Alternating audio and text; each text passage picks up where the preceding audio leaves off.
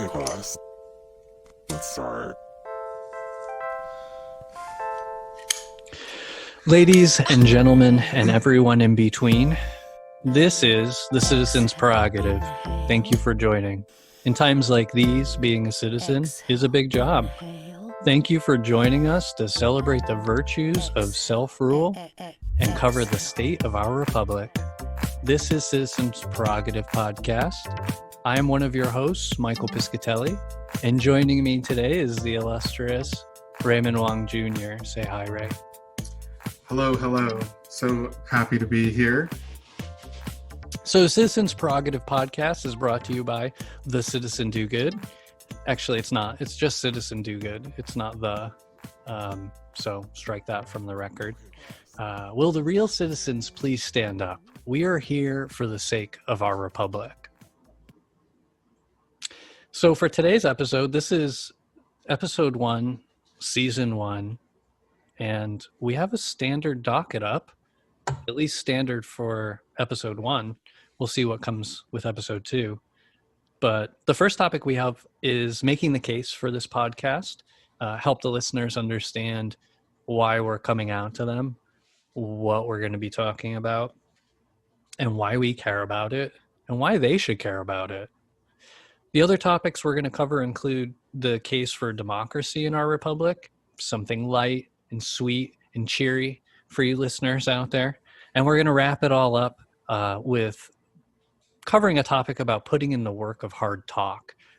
Another real light-hearted, giggle-filled round of discussion. I'm sure Ray has an amazing way of figuring out how to inject comedy in even the darkest of places. That's why we're such good friends. You have set me up for to try to live up to that standard. I will do my best. It has been greater than 10 years, a relationship with Michael, and I think one thing we always did is we always bored people out of the room with our conversations. We always wanted to talk about the greater threats, the existential threats, the other nations in the world, and what are they doing. And even in our community growing up, we met when we were 15 and 16 years old, and most people just didn't have the interest in having those types of conversations. So we were proud loners in the sense that we definitely always had these debates, and we're just excited to take it to the next level and share it with individuals like yourself. Thank you, Ray. So that's a good way to egress or embark on the first big topic, which is why we're doing this whole thing. We want to plead our case out to the Citizen Do Good community, or the community we want to build around Citizen Do Good, and how Citizens Prerogative is a vehicle, is the voice of Citizen Do Good to help lasso people into falling in love with the republic and the idea of self-rule. You just touched a little bit on our motivation. I mean, it's deep, it's mutual, and it's long-standing. And we've spent enough time on Earth. I mean, it's all relative, but we've spent enough time on Earth. We've met enough people. We've had enough conversations at this point where we both realize it's important to become vulnerable. Mm-hmm. And it's important to start putting ourselves on the record and doing it in a very intentional way, in a thoughtful way, to hopefully affect some change.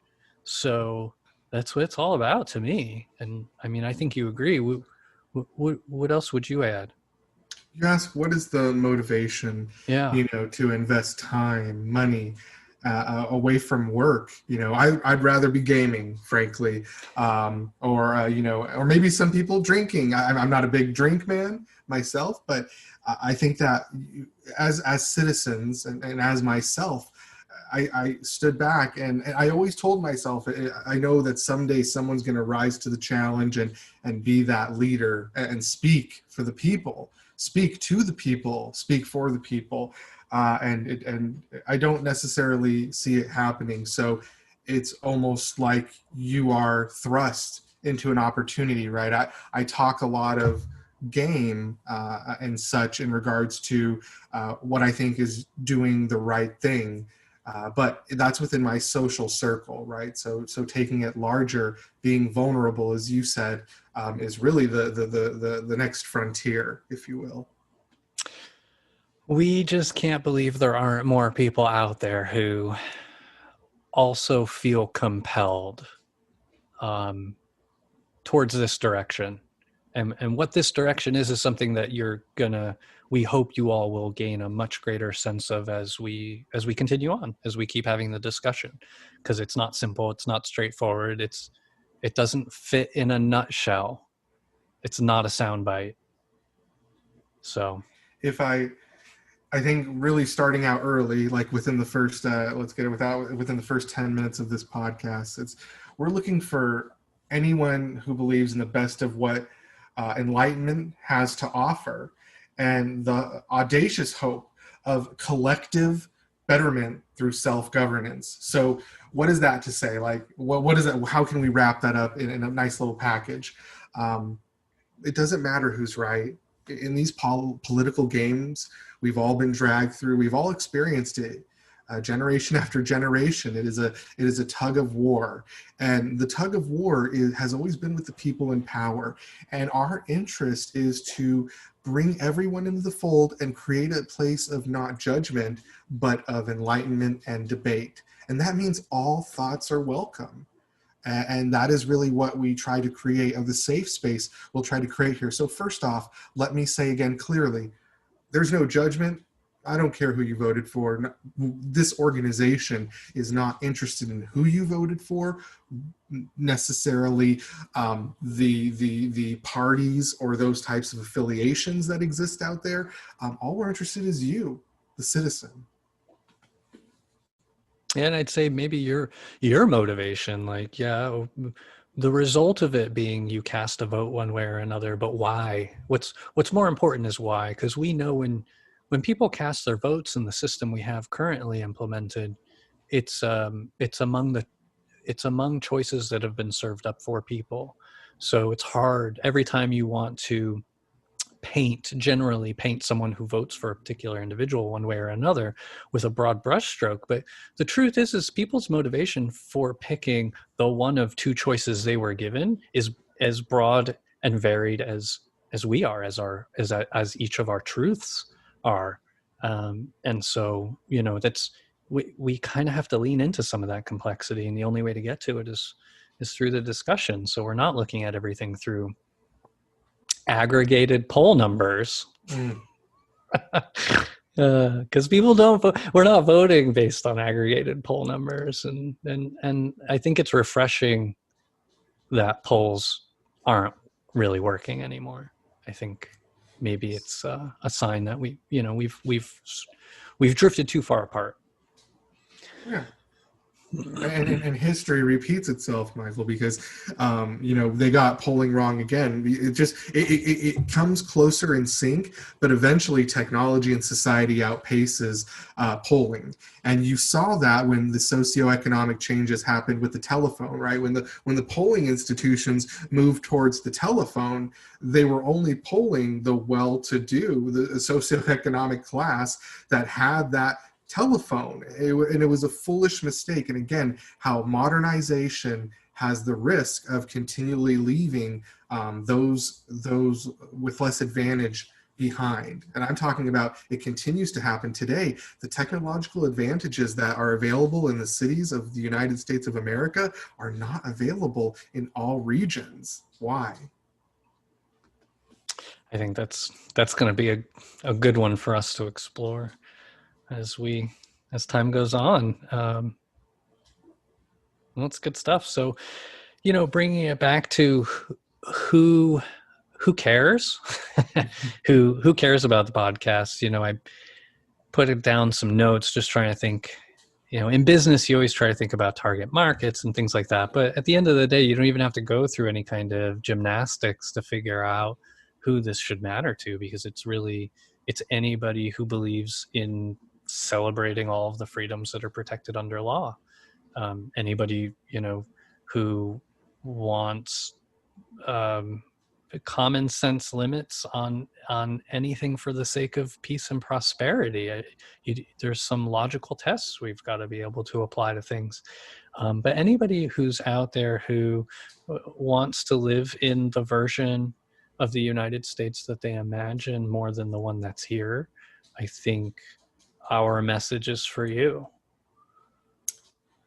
I'm a historian at heart, and I do believe that history teaches you a lot. So I'd say that history, no matter who you are, what you like, how much you know, start with history. And it's a subject that is really can take you in and dive into that school of thought. And I think that that's one of the things that if you look at those components, it gives you a lot of answers. Now, the complex thing is that in today's society, we only want to go so deep in regards to, perhaps a tweet is our big challenge, because that's about the attention span of our citizens today. So we are saying that there's an extra layer behind that, and we're trying to get there. So those who are interested in the history and its effect on today and how it's affecting us in our everyday lives is those who would be interested. Yeah, a thought occurred to me when we were talking about the polling data and some of the limitations of technology, and especially when you're using it as a tool to understand society. I think I thought of it like fishing. You can only catch fish as good as the net you cast. Right. When you cast your net, that net, what you cast as a net is very much going to determine in certain ways what you're going to catch. And when people are doing polling, or anybody's doing any kind of statistical analysis, you have to remember, in order for them to have conducted that analysis, they had to have cast a net to collect the data that they're interested in analyzing. And so every time somebody casts that net has already been defined, and it already has limitations. It's only so big, it's only so wide, the holes in the net are so big or so small, so anything bigger or smaller is going to get through. I mean, so you just think about it in that model. Part of the reason why polling has failed, or Twitter, or look at any of these things that are really end up becoming myopic, and they don't know it or care about it for one reason or another. And so we have to be very cautious about these things. And ultimately, at the end of the day, our system was designed and built, of and among people and people connecting. And so if we have any limitations or barriers, whether it be high-speed internet or other things, accessibility to 5G, etc. Anytime there's a barrier, then it's going to make it more difficult or retard a rate of progress that we could otherwise have as a community. So let's use, our goal with Citizen Do Good, especially too, this podcast is to get out to listeners, to get the ideas out there in an accessible format.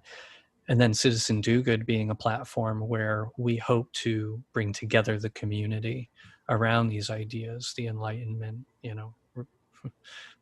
putting the Constitution, back at the center of discussion, the system we all live under, I think is pretty critical. So in any case, yeah, we're hoping we can extend this into a platform, and then you'll hear more about other projects like Civic Sphere and other activities that we have planned. We have lots of big plans, but first things are first, and this podcast is top of the list.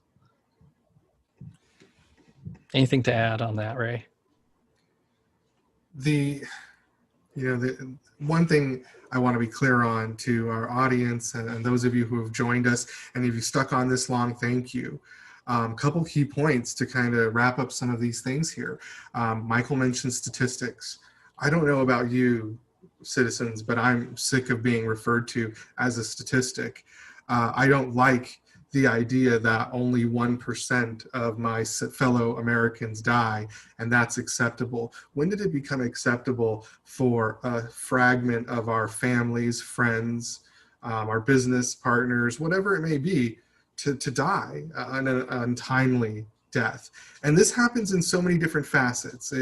Folks, I am not talking about a pandemic only. The American dream includes a nightmare, a statistical nightmare.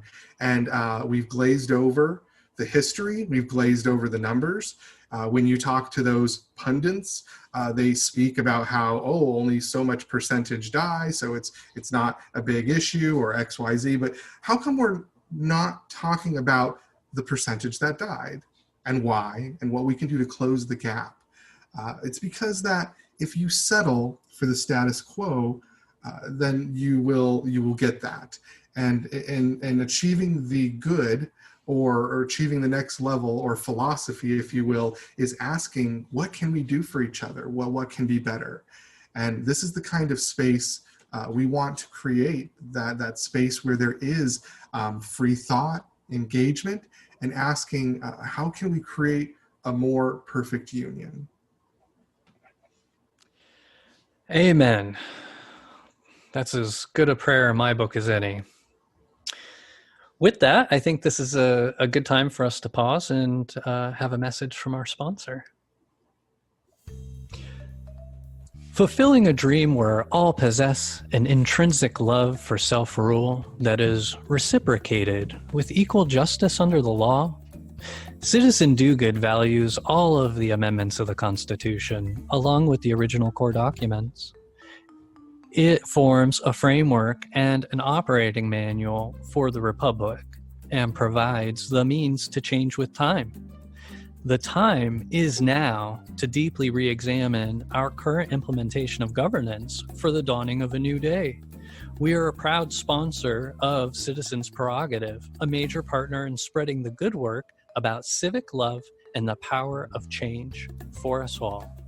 This was a message from your sponsor, citizendogood.com. Please check out citizendogood.com. Join our newsletter to stay up to date with the latest podcast postings and blog postings and any other projects we have going on.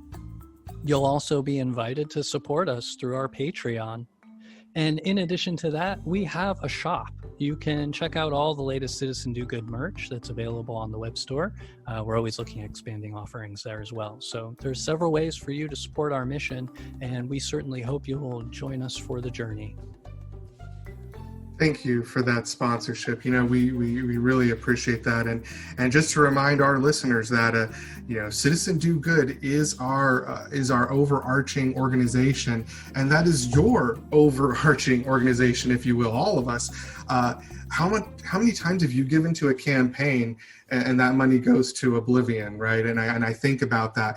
And when I think about giving to an organization like ours, and sure, we are for profit, we are completely transparent, but we are going to use our power for good. Like most for-profit companies, they generate revenue, and the question is, what do you do with that?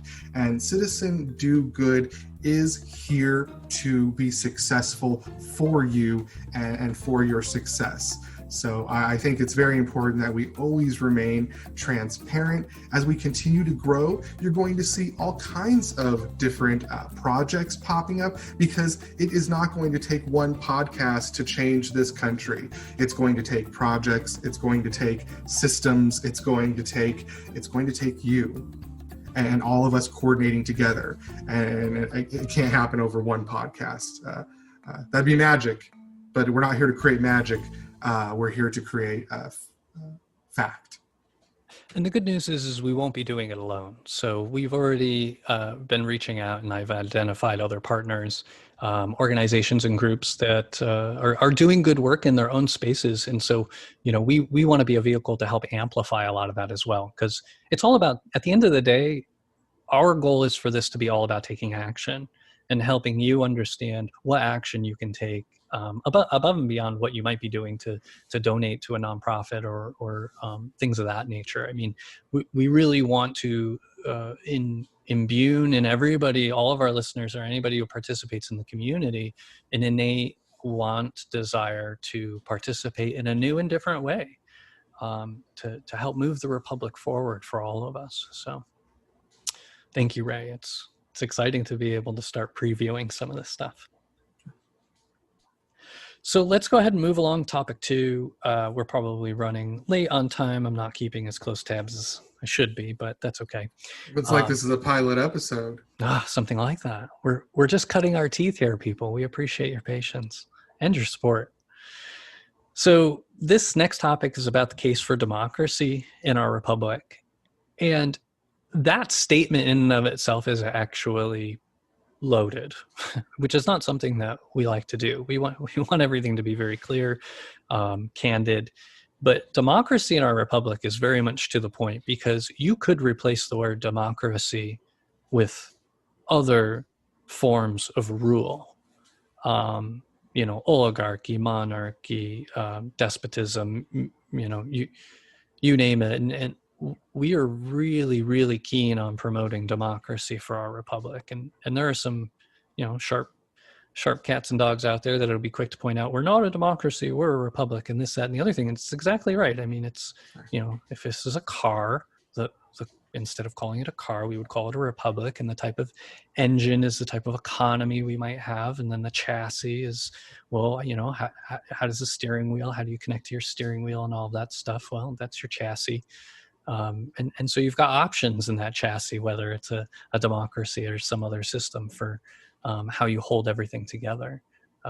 Your people, your laws, your economics, your culture, your society, or pluralistic like ours, or whether you don't want to deal with pluralism because it's messy and difficult like some other nations out there. So in any case, you will always be hearing us making a case for democracy and a case for the republic. They go hand in hand. The republic is the best chassis, the best vehicle, the best car out there for delivering democracy to people.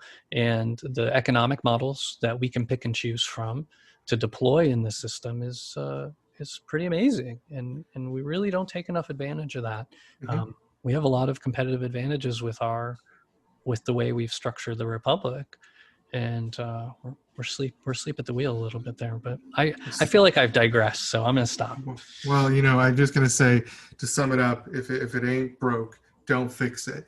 At Citizen Do Good, our great organization, and here on this podcast specifically, we are not here to change the system. If you think about it, the system is quite well made. We're talking about the Constitution, of course. Anything outside of the constitutional framework is a social construct that we've laid on top of it. Citizen Do Good as an organization and Citizens Prerogative is all about challenging the cover that we've been given, because it was set up a long time ago before a lot of us were born. So all of us need to come out of the womb fully and see the light for what it is. And notice that someone took hostage of our Constitution and overlaid it with a whitewash that is not working. In light of our recent election, our division, tell me what's not working. It's that we got too far from the Constitution, and everything else on top of it, party politics, etc., is diluting the water and creating a dangerous chasm between us and the Constitution, the people and the Constitution. Yeah, that's exactly right. And the further we get away from the republic, the more opportunity there is for things like fascism or other ideologies to meander in there, right? Well, they're not just meandering in there, let's be clear. They're worming their way in because they are self-interested institutions that really enjoy power and don't want any kind of authority being questioned. And our republic was founded under revolution because we weren't accepting the authority we were given. So everybody please keep that in mind. No kings for this country. No kings. And no authority. Actually, the only authority you have in this country is by elected or appointed, and it's a complete it's subjective to the people's acknowledgement of your power. So nobody has power. Self-rule. That's right. That comes back to the definition. Yeah, the virtues of self-rule is we are representing ourselves. We don't need a spiritual leader. We don't need a strong-arm dictatorship leader. We don't need any of that because we have each other. and we're in it for each other. And when we become separated from each other, we become separated from our system, then we do lose our power. I just want to read a few notes here. Like, the founders left a promise for us yet to be fulfilled. And they gave us a framework to accommodate all of the change that we need to make. Some of the changes we were touching on have not necessarily been for bettering how this thing operates. There are some self-serving, self-interested parties that have gotten into the mix, and that's both true outward as political parties, but then there's a lot of subversive organizations that operate behind the scenes as well. And I like to think that's what people really are referring to when they talk about the swamp in Washington. It's all of the behind the scenes extra stuff that's been added on as people try to create a system above and beyond which was established for their own benefit, right? Oh, that's a lot. That's a mouthful. Sorry. It's riff with, and let's just say here, Michael, that we will do our best to get the historical context right as well. Team, that's my business side coming out.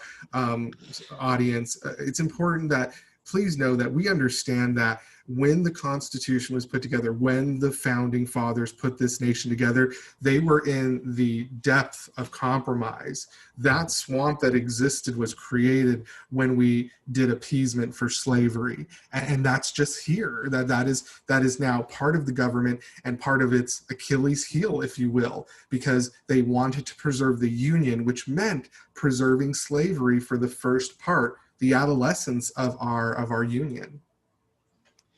Yeah, and unfortunately that was allowed to persist long enough that there are repercussions through to today in so many ways. And it's, it started as an economic model and it continued. So it was politics, economics, and I would even say religion. And so all of those institutions are big and slow to change.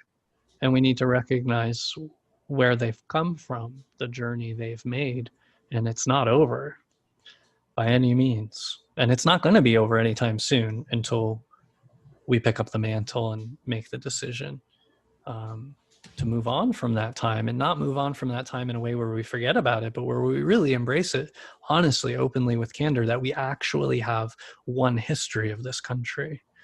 And not separate histories that every different group has to pass down among their own people. I think if we're going to embrace pluralism properly, we need to embrace all of the truth, all of the facts, all of the history, because it teaches us a very valuable lesson about our capacity. I mean, you might look at some of the oldest religious books on earth, and they're full of stories of inspiration, of sadness, of horrible, horrendous things. But it's teaching us stories and lessons about the capacity of human nature, and things that we need to be cognizant of and be aware of. If we let things go off the rail, we have the capacity for that to happen, and we need to be vigilant. So it's interesting to see that even after the most recent election, half of America is still comfortable with the idea of a despotic, fascist type, originalist republic where, authority and control is very much concentrated in the elites. We think of the elites today as a different group of who they were when they were the founders, but the founders were a very tight-knit group, small group of people. Right. And they built the original version of this country for them, but they embedded in it a hope and a promise, and the possibility that it could be expanded upon, which is what we've seen, but we haven't finished. It's never done. To build a more perfect union has no finality to it. They never gave us a goalpost, and that is the American obsession. We are obsessed with goalposts, and we don't like the Constitution. We don't think about it because you can't really beat that game, can you? It's too It's too philosophical. It's too broad. And in that sense, people don't want to learn about it. We like things that we can do. You post something on social media, you get a like. You play a game, you get a cookie, right? So this environment of finality is our detriment. It's the American nightmare, and I'll probably say that a lot. And by the end of this, but hopefully there'll never be an end. But people will constantly quote how many American nightmares I've quoted. But this is one of them. one of many American nightmares to come. Thank you, Raymond. So I think we can close out this topic. I mean, we didn't really cover much about why democracy is important as it is. Maybe we covered very much the case for the republic. And I mean, it's messy. Democracy is messy. That is why people don't like it. I mean, that's the root of it, right? I mean, we've maybe said it different ways about different parts of this, but democracy really is the only way that really enables freedom. So, you think about the republic, the only way everyone has a chance to feel free under the republic is if we've all bought into the same set of rules. We're all going to play the game together. But once you see that certain people either start out or are getting different advantages or whatever it is, then you feel like, oh, nope, this is a raw deal. This doesn't seem fair. And so the democratic part about it is saying, hey, we all agree to the rules and this is how we're going to govern, versus a small group of people coming in and telling us what to do. A small group of people coming in and telling us what to do. That we do. And we're with you. We feel you. We the media, the manipulation, it's all there. Nobody is discounting you, but it's because everybody has an agenda.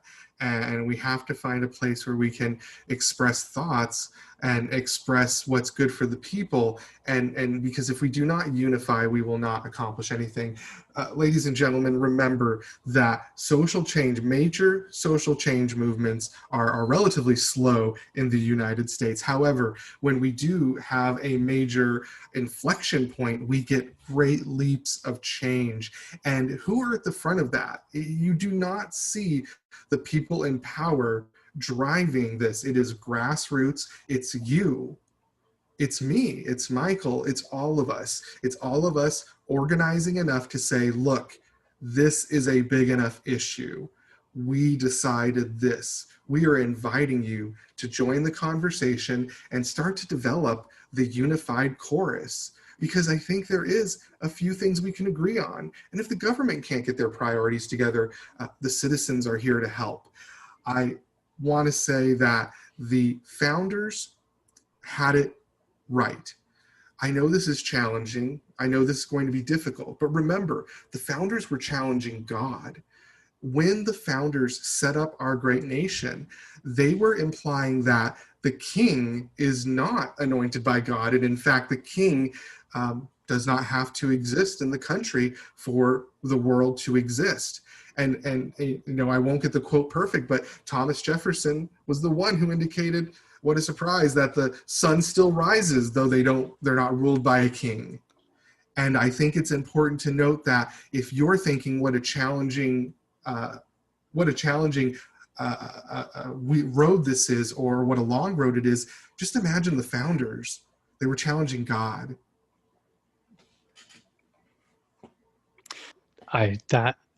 Raymond, I can't touch that. That's gold. And it's true. I feel like you should have broken out into a little bit of Hamilton there. I'm going to sing it at some point. I almost did to start it out, but you went right into content. So I did. So let's go ahead and wrap up this segment with ways that people can take action. And I don't know how immediate it is, but one of the things we had captured was about having hard conversations in appropriate ways, for the place and time we're at. And waiting for the right time is no longer a luxury. And I think at the third segment we get into, you're going to have an opportunity, Ray, to tell us a little bit more about having the hard conversations, which you've been experiencing, and even start coaching me a little bit in how I can better uphold the mantle here. So any words of wisdom for taking action in this space around democracy in our republic? What can I say? For better or for worse, I have the luxury of having a lot of people who have confided in me for their career, for their personal issues, matters, and it's been a gift, it's been a curse, it's been all of the above, because sometimes it's a lot to carry your own stress, let alone those of other individuals. But I think that what you have to remember is when someone does express an opinion to you, be it wrong, right, ignorant, it does not matter. When somebody expresses an opinion to you, they have then become vulnerable. And what we forget as a people is that when someone has opened up to you, the proper thing to do is to begin a dialogue. But too many times we are obsessed with categorization in this country, and we say, they just made a comment that was unsavory to me, therefore I categorize them as B, and therefore I will not talk to them. And I apologize, ladies and gentlemen, you think you're efficient, you think you're smart, but you're actually quite simple. If you hear a differing opinion, leaning into it and listening first and speaking second is the strongest tool you have. Tell people, you don't have to say they're right, but say you don't judge them. You don't have to say you agree. You can say, I appreciate you being vulnerable and sharing that with me. You don't have to educate them. You can say, please let me know any questions you have on the other side, for lack of a better word. You know, if you're talking about sides of a conversation, you know, if you're on the opposite side, don't tell them your piece. Offer your piece. You don't force people to drink water. You lead them to it, and you remain open. And guess what? From stories I've heard about a black man interacting with the Ku Klux Klan itself, you know, and actually the leader of the Ku Klux Klan, and over time becoming a friend of that leader, and eventually changing to the point where he left the Ku Klux Klan. That did not happen overnight. It took, as I understood, multiple years, like probably around 20 years. And Michael is our officials guy, and he'll keep me always honest. I speak from the heart, and folks, I intake a lot of information. So if I'm getting it wrong, I appreciate historians weighing in, because it takes all of us to get all of the information right.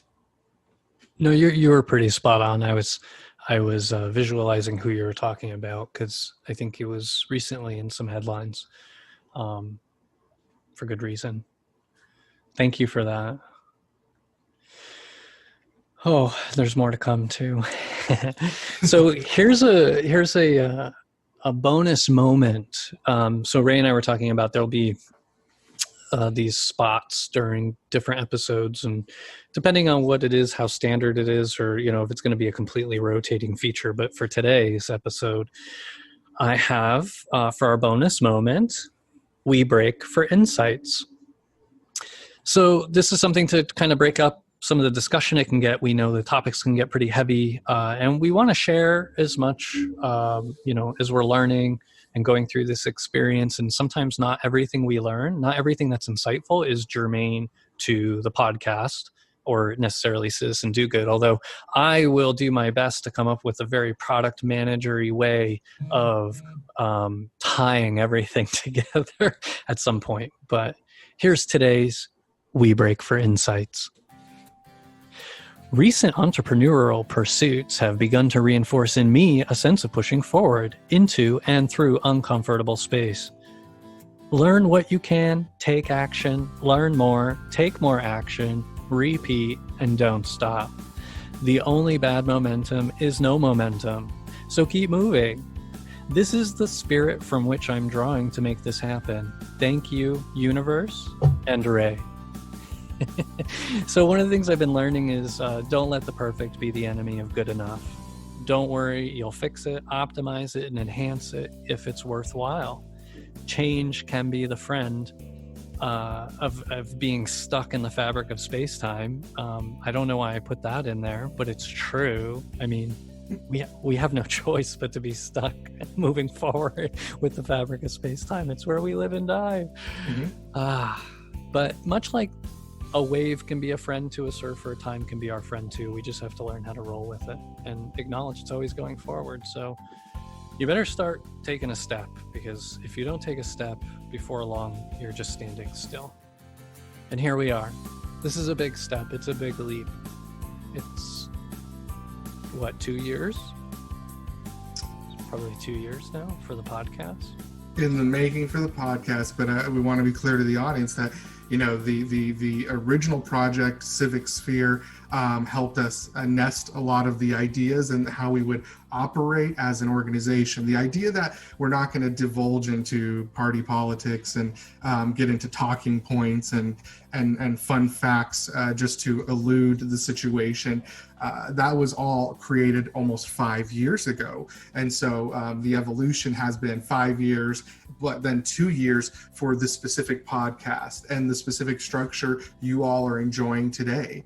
And of course, all of our projects remain live, and they have different specific motivations, which we'll cover in time.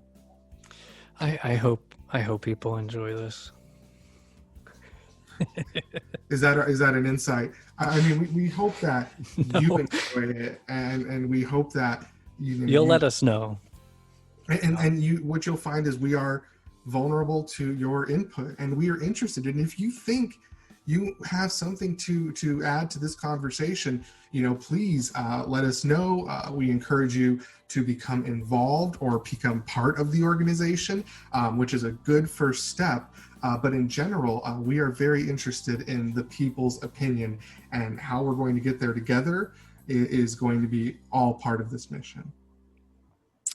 Thank you, Raymond. So here we are now. We're at topic number 3, last topic for this episode.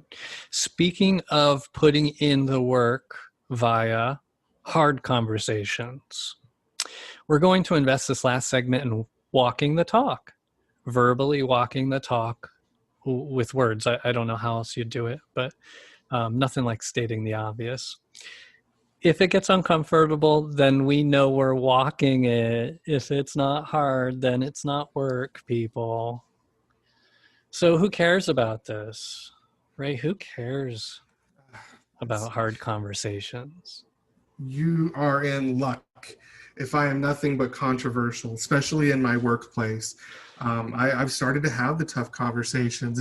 It's been interesting because I come across people from multiple sets of the aisle, but I have been working with a very, very diverse team of individuals to build a strategy for having a conversation. And I already said it, right? Step 1, the person's vulnerable, so don't attack them. Yeah. Don't give your opinion, right? And anything like that. But I think that the good news is that I'm not going to be able to teach you this stuff in a day, right? So that's the bad news, or one podcast. But the good news is this is going to be an ongoing conversation. And as I grow, you will grow. I think the thing that's important is I am rekindling friendships, and I'm losing them in real time. So it's hard for me to say anything else, but I only think that I'm effective in the sense that we're having those tough conversations. And those individuals that I'm not talking to, I open to talk to them again in the future. It's all about timing, and it's all about when people are ready. When are you ready to have a genuine conversation and not throw propaganda around? No, that's spot on. I agree. Some of the notes I had on here about who cares, I would make the case that everyone should care. I mean, I think at least we should all care. Those especially who should care are people who don't think that they have to invest any time in this skill. We call it hard work for a reason. These conversations get the blood going. They are, it's the fight or flight response, the amygdala, joys that we get to experience. Our physiology does not always work on our behalf in this newfangled environment that our bodies find ourselves in. We are operating on very, very old hardware, and we have to understand how this hardware works because, again, the environment that the hardware is operating in isn't the one that it grew up in, to put it, without getting into anthropological evolutionary discussion. But I think everybody needs to care about having hard conversations, about having crucial conversations, especially in the moment. Having crucial conversations in the moment is always the right thing to do when you have the skills and you know the right way to do it. Letting things fester, all of that is no good. And plus you've missed the opportunity you keep referring back to, that opportunity, that moment of vulnerability. That is it. That is the time to strike, which is a terrible term for it. But the truth is that's when you have a chance of making that connection. And if you don't have any practice, if you don't have any skill, you don't have, you're the first time you're surfing a wave. Really? You're going to go out on a big kahuna? No. Mm-hmm, mm-hmm. Come on. You don't take on Uncle Biff, at Thanksgiving, who always had a different opinion than you, and you just run into him and you say, "Ha, now what?"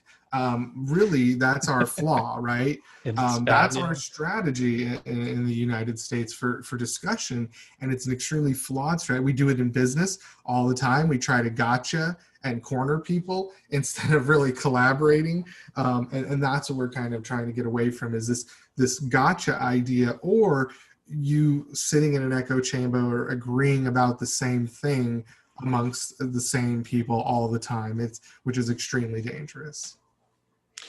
It really is. It's important for us to be able to get back to a place where we can be candid, where we are all capable and able to execute, conduct, and restrain our free speech for the benefit of all of us, right? Like earlier, Ray was yelling at me because I wasn't recording some valuable content. And we touched on this a little bit, where it was like, well, there's an awesome responsibility that comes with free speech.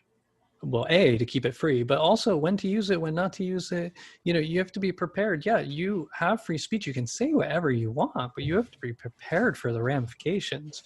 You have to be prepared because people are entitled to their own reaction, and they're entitled to their own free speech and response. I think of it, for me, everything always goes back to Star Trek. We'll have to touch on that at some point. But, if you're flying through space and you're all, you're in a ship and you all have phasers, like, don't come out guns a-blazing. You're going to get shot up too. What's the point there? You have to be a little bit strategic. Yes. And we need to really get back to that. We need to get back to the honorable art of conducting free speech. And we deserve it. You deserve it. The citizens deserve it. And to practice free speech, we are here to help in so many ways. Like improving any other skill, you've got to have that practice. And we are committed to that practice. And you're going to see us actually implement it right here, because people will come. I presume we will have people on this show in the future. Let's call them guests. We will have guests. I know that we will have guests in the future who cannot stick to the prescribed structure. And it's going to be challenged because we have been conditioned and trained to basically barrage the other party with facts and names and brands to make sure we can pummel people into submission, and that won't be allowed. And what we will try to do is, as respectfully and as candidly, coach them away from the divisive language. So we will be living the example, but it won't stop there. We plan to do all types of engaging events, including, although it's not been finally approved by any team, I would like to see us do Facebook Live and other type of engagements where you can actually give us live feedback or ask questions. Tell us about your challenges, and Michael, myself, and our growing team will be here to help you through closing the divide. It's messy work, but somebody needs to do it for the sake of our republic.